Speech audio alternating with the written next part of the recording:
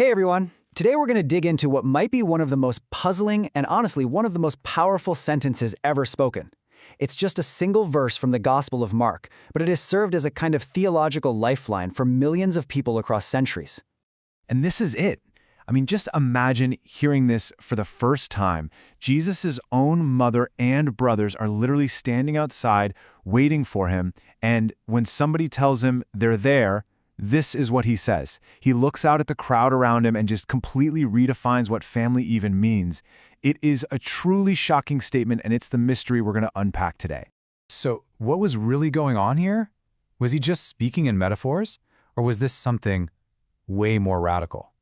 And maybe the biggest question of all is, how did this ancient phrase become a genuine grammar for survival for entire communities facing just unimaginable loss? Okay, so to unravel this whole thing, we've got to understand the world that Jesus was living in.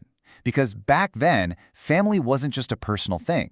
No, it was a full-blown instrument of power. This whole struggle over what family means has a really long history. It really started as a tool of imperial control in the first century Roman Empire. Then, it was weaponized on a massive global scale during the colonial era. And that, in turn, ultimately inspired this powerful, resistant new way of thinking about chosen family that we see today. So let's start there, back in that first century Roman context. Because to really get the power of Jesus' words, you have to see exactly what he was pushing back against. And this really lays out the stark contrast. See, on one side, you've got the Roman household, the oikos. It was basically a mini version of the empire. Your loyalty to the head of the family automatically meant loyalty to the state. The whole structure was built on blood, property, and power. But then, on the other side, Jesus proposes something completely radical, a new family, based not on who you're related to, but on a shared commitment to doing the will of God. And this is the crucial point. When Jesus redefines family like this, it's not just a nice spiritual thought. He's actually performing an act of what some scholars call covenantal disobedience. He is directly challenging the empire's #1 tool of social control. He's basically saying your ultimate loyalty belongs to God, not to the family structure that the state recognizes and controls.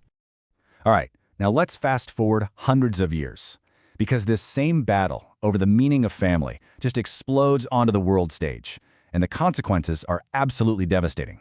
What colonial modernity created was a deep, profound rupture. For Black communities all around the globe, kinship, the very idea of family, was systematically attacked and just torn apart. Things like slavery, forced migration, the imposition of foreign cultural norms, they all weaponize the idea of family against people. The scale of this trauma it's almost impossible to fully grasp. It created a crisis of belonging that spanned continents and went on for centuries, deliberately shattering the biological ties that had always grounded communities. But right in the face of this total devastation, something pretty remarkable started to happen. So, right in the middle of all this destruction, Black Christian communities reached all the way back to that one puzzling verse in Mark. And what they found in it was a theological grammar for survival, a kind of blueprint for rebuilding and reconfiguring everything that had been taken from them. And this gave rise to this incredibly powerful new idea, the Transdiasporic covenant. Now, what does that mean? Well, it describes a totally new kind of family, a chosen kinship that crosses borders, and it's based not on blood or where you're from, but on that same shared commitment to doing the will of God. So let's break that down into its 5 key parts. First, it goes way beyond bloodlines. It's about what you do together that matters most. Second, it's rooted in obedience to a higher calling. Your belonging comes from that shared purpose. Third, and this is huge, it's portable. It's designed for people on the move, from migrants and exiles. Fourth, it actively resists empire by refusing to connect family to things like race or land.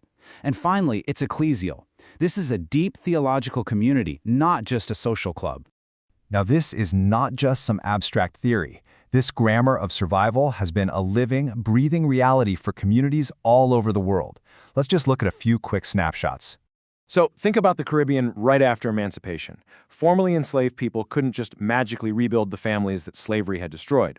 So instead, church brothers and sisters, who were bound together by their faith and mutual support, they became new surrogate families. And they were chartered by this very idea. And you see the exact same pattern in Black Britain after the Windrush migration. Caribbean and African migrants were facing so much racism and hostility. So what did they do? They built Pentecostal churches that literally functioned as surrogate families, providing all the support and care that the state wasn't giving them. And believe me, this idea is still a lifeline today. In post-apartheid South Africa, for example, queer Christians who've been rejected by their own biological families are using the same theological grammar to build chosen families. They're finding a place to belong in these communities of shared conviction. So what does this all add up to? What's the big takeaway here? Seeing this powerful, ancient idea being repurposed for survival in our modern world.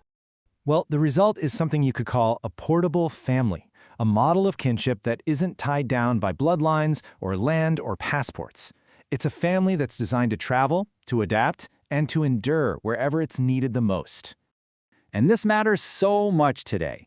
I mean, think about it. For migrants, for refugees, for queer people exiled from their homes, really for anyone living on the margins, this ancient idea provides a modern blueprint for how to build a family when every other structure has failed you.